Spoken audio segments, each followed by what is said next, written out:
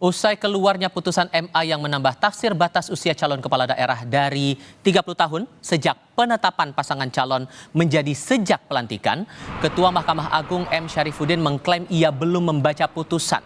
Ketua MA M. Syarifuddin tak mau banyak berkomentar soal putusan itu. Putusan MA nomor 23P/Hum/2024 jadi sorotan karena dinilai memberi jalan Kaisang Pangarep maju dalam pemilihan gubernur. Sebelum aturan KPU diuji materi, Kaisang masih kurang 3 bulan dari batas syarat usia calon. Sementara setelah putusan MA itu, usianya sudah 30 tahun jika sampai pelantikan. Kalau itu saya belum baca deh, nggak bisa saya komentar ya. Kita kan tidak boleh berkomentar terhadap putusan.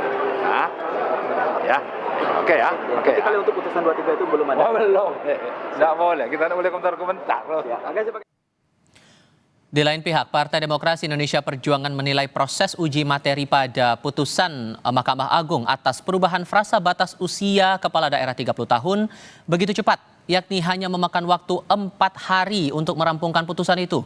Selain sangat cepat, putusan MA tersebut oleh PDIP memiliki konteks yang sangat erat dengan upaya kekuasaan tertentu yang mendorong anggota keluarganya menjadi pejabat publik.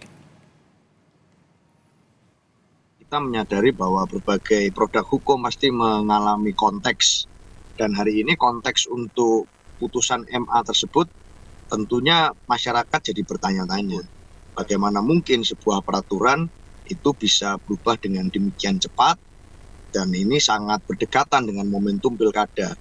Beda persoalan kalau misalnya ini diputuskan jauh-jauh hari atau sudah dibahas dengan sedemikian rupa, tapi kan tidak ada.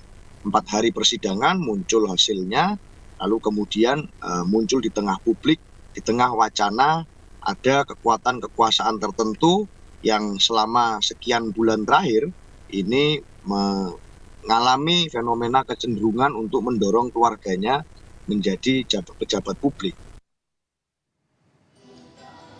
Sementara Partai Gerindra menilai putusan MA yang tidak mengubah batas usia, namun mengubah frasa dari sejak penetapan paslon menjadi sejak pelantikan sebagai hal yang tepat.